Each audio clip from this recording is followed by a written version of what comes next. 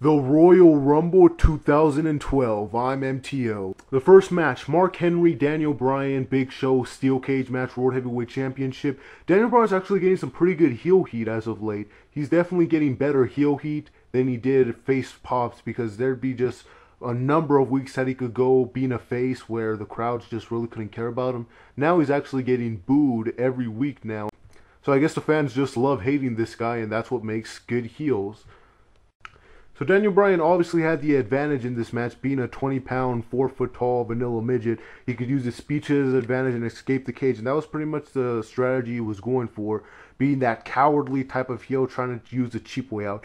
But there came a point in this match where he actually was trying to win this match legitly by trying to make the Big Show tap out. And I gotta admit, for a second there, Daniel Bryan actually looked like a credible world champion.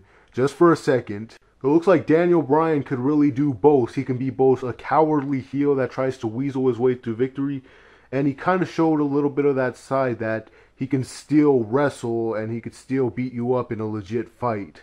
It's kind of confusing what they're trying to do with him. I mean, he's like a heel and he's a face at the same time. I guess basically he's like a tweener, yet more people hate him. That's why he gets booed, so I don't know.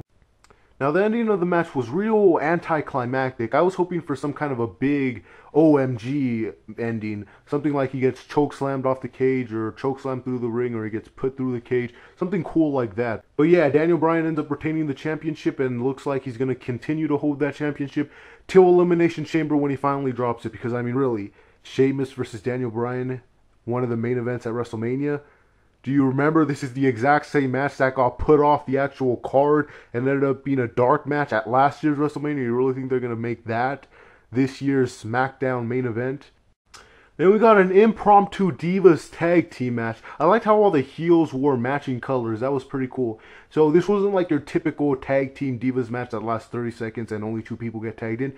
Everyone got a good amount of offense, and there was some nice spots in this match, like Alicia Fox did a cool flip, Kelly did a diving move on everyone, Beth Phoenix did some cool moves, and even the Bella Twins. One of the things that has kind of held back the Bella Twins is that they usually look sloppy in the ring most of the time. They look pretty organized tonight, but there was one point in this match where they did twin magic, and Alicia Fox and the referee were looking directly at them. But yeah, other than that, it was a fun match. See, these are the type of Divas matches that we could be getting when they actually do get time. They all got to hit their signature moves, and it was a fun match.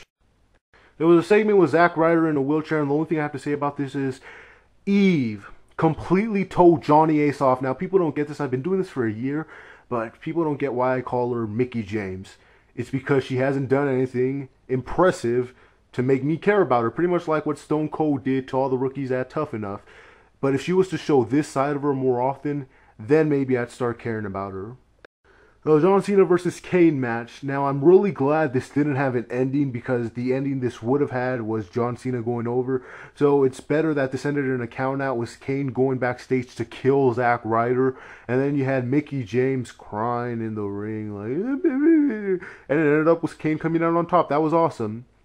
And the Royal Rumble match itself. Now, I gotta say, this was a really exciting Royal Rumble, at least for me. There was a lot of surprise entrants, a lot more than last year, and last year had 40 guys. We got to see Mick Foley, Road Dogg, Hacksaw Jim Duggan, Ricardo Rodriguez. Hell, we even got to see the return of Karma, who I guess she's had her baby already, because there's no way she's going to take a bump outside the ring the way she did if she still has a baby inside her. Yeah, WWE's been doing a really bad job of building up the Divas division for Karma's return, because now everyone just looks like a joke. Even Beth Phoenix and Natalya, who look like they could be viable contenders, and the Bella Twins, who they haven't been doing anything with, despite them being the top 2 people that Karma wants to destroy when she comes back. Yeah, I'll talk more about this in my Raw review tomorrow.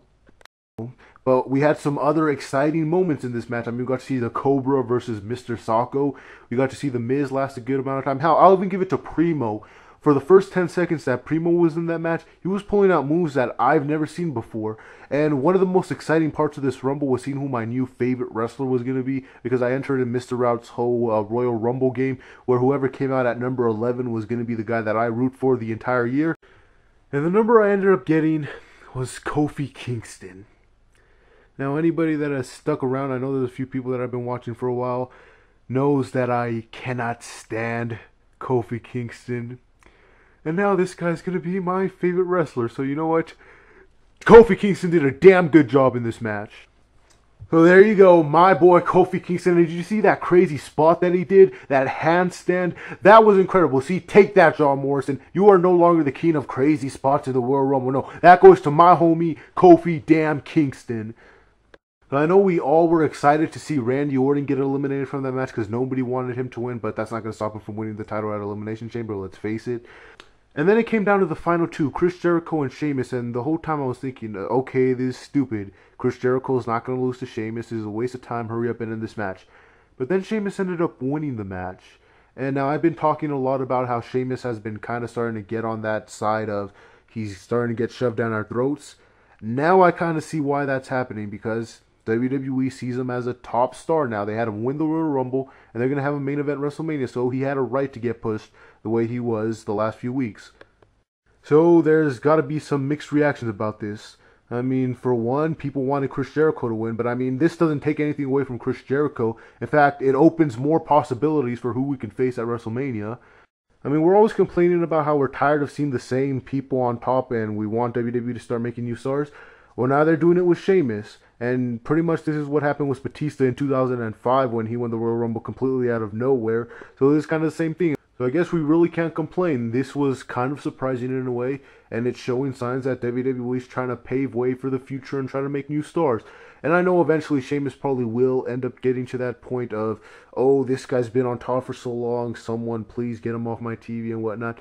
But really, that happens to every superstar that makes it to the top. It's happening with CM Punk now. So, good job for Sheamus. That's all I got to say about that, at least for now. So yeah, that's the Royal Rumble for this year. And overall, I thought it was an entertaining show. That's pretty much all I got to say about it. So yeah, this has been MTO. We'll see MTO more reviews, yada yada yada, blah blah blah, the end.